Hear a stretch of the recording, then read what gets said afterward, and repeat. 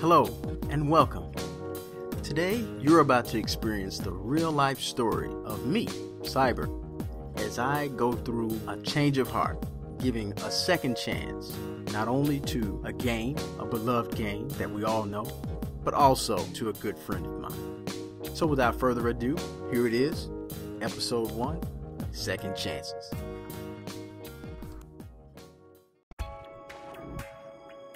Well, I guess everything began back when I was in school. I eventually ran into this guy, call him E for the sake of the story. We both were in the same neighborhood. As a matter of fact, I lived in the neighborhood for quite some time before he moved into the neighborhood. I eventually ran into E in the neighborhood, heading to school, became pretty good friends. And I remembered him because he wasn't a really sad guy, really nice, pretty happy kid. And we got along very well. The other thing that we often did all the time, was we'd get into the video games. And so, at the time, I had my Sega Genesis, and that's what we do. We group up, play games like Streets of Rage, sitting there playing that, maybe a little bit of Street Fighter. I had all of these games on my system. And this story begins with a beloved game of mine that I really never got to finish. And to this day, I just hadn't taken the time to download it, emulate it, and finish it. I had the game called Cool Spot, and for those who don't know what Cool Spot is, Cool Spot was the mascot of 7-Up. There was actually a little red dot on the 7-Up logo that they turned into a little animated character. And of course, with the marketing machine of 7-Up, they turned this animated character into a video game. I bought this video game. It was a platformer, and it was very entertaining. I really loved this game, and I was very far into the game. And of course, one day we're sitting in my house playing games, and E asks, mind trading that game with me? You know, I'm reluctant. I'm very hands-on with my stuff, so I really didn't want to give it up, but he seemed like a nice guy. So we traded. Gave E my game. And he handed over a game I'd never seen before, never heard of it. This game is called Out of This World. I said, I'll give it a try. I may even like it. So I pop this game in and I play it. And the first thing that hit me was, wow, look at this. This guy's zooming up to this building in a car. Gets out, heads into the elevator, gets scanned, and, you know, he sits at this desk, running an experiment. I'm like, whoa, this is kind of cool.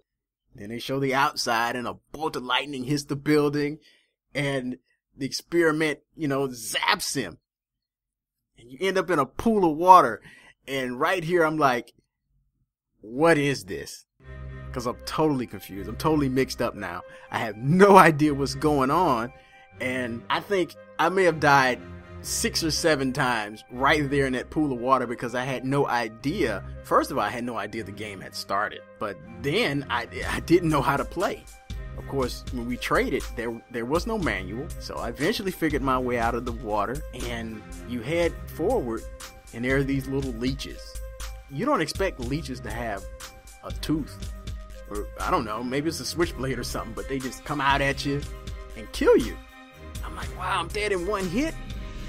What kind of crazy game is this? So I fumbled my way through the first sequence. I died a few times with the black lion chasing you. I don't know what it is, but whatever that monster is, it took me a few tries to figure out that I had to run away, swing around, and come back. And I eventually landed myself in the cage. And there, I had no clue what to do.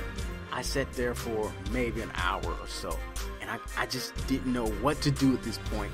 And so out of frustration, I just turned the system off and take the game out. And I just go back to NBA Jam or something like that. Eventually, I let him hold on to the game for a few days, and I'm about tired of waiting to get my cool spot back. So I approach him one day, and I says, hey, E, how about you give me that game back? He's like, okay, I'll give it back to you. Just let me hold it for a little while longer. Well, let me stop here for a second. Let me tell you a little about E. One night, while he was over my house, he didn't leave. And of course, my parents were asking, okay, you know, it's time for your company to go home. And I told him, it's time for you to head to the house, man. It's getting kind of dark. Well, what he said was, his mother wasn't at home. He said, my mom's not at home. I can't get back in the house. So eventually my father took him to check to find his mother. And when he came back, she's not there. She said she's out on a date, and he ended up spending the night. And this would be a very important thing later on that I would learn about him this night. So as time goes on, we're talking one day, and he tells me, I'll give you your game back at school tomorrow. Fine. So I bring his game with me, and he comes to the classroom.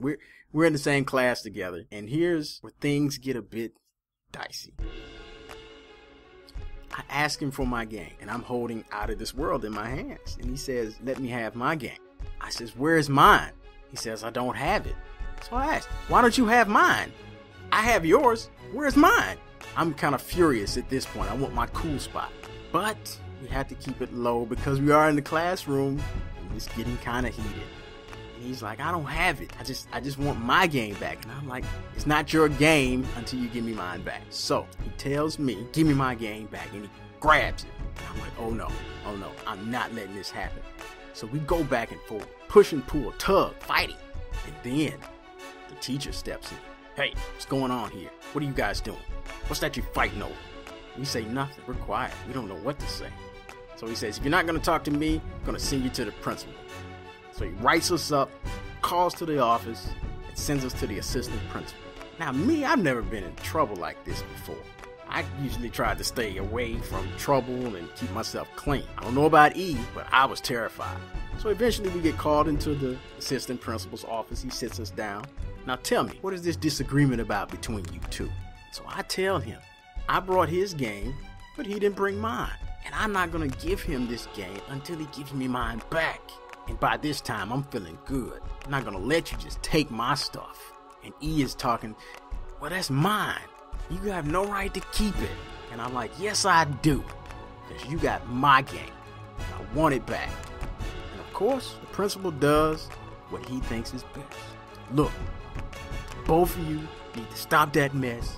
Don't bring them games back to the school. And you need to give his back before you can get yours back. Is that settled? I don't want to hear it anymore. Okay? I'm good. Because I won. I stated my case and I didn't get in trouble. Both of us didn't. He let us both go. So he tells me after the incident and after school that his mom took the game and that I'd have to talk to her in order to get it back. Well now, if that's what I gotta do, then that's what I gotta do. So I walk to Eric's house and I knock on the door. His mother comes to the door and she says, I'm sorry, I pawned all of his games and his system, and I'll get it back out and I'll give you your game and he can get his, right? Wow, cool spot is gone. That's why he didn't give it back. His mother sold it. I couldn't believe it. And so I said, hey, I'm keeping this one until I get mine back. Now I'm stepping kind of proud back down the street to my house because I stood my ground. Now, this isn't the conclusion of the story at this point, but it is the conclusion of what happened that year. Because later on, years later, I still had my Sega Genesis hooked up. And I looked at that game. I said, wow, I never really gave that game a real fair chance. And so I played that game. And it turned out to be one of the best games I've ever played. The story in Out of This World was absolutely amazing. I could not believe that I never just gave it a chance. I got frustrated at one little part and I just threw it away.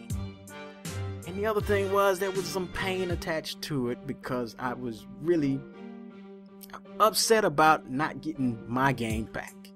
And maybe that's why I dismissed it. And what I really learned after all of this, E was a victim of circumstances. He really couldn't help the situation he was in. Because now that I'm older and I think back on it, I realize now that his mother was addicted to drugs. And the reason he camped out at my house the night he did was because his mother was a prostitute.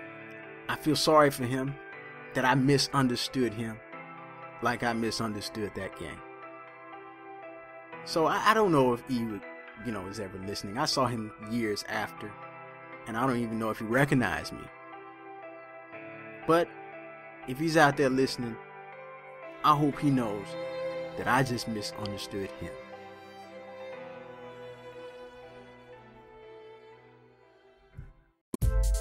What you've just heard is the story of a man who gave a second thought and a second chance for a game and a good friend, coming from a misunderstanding into a better understanding of the both of them. Now, this is a new thing I'm trying, and if you like these videos, please hit that like button. Let me know you like this and you want to see more.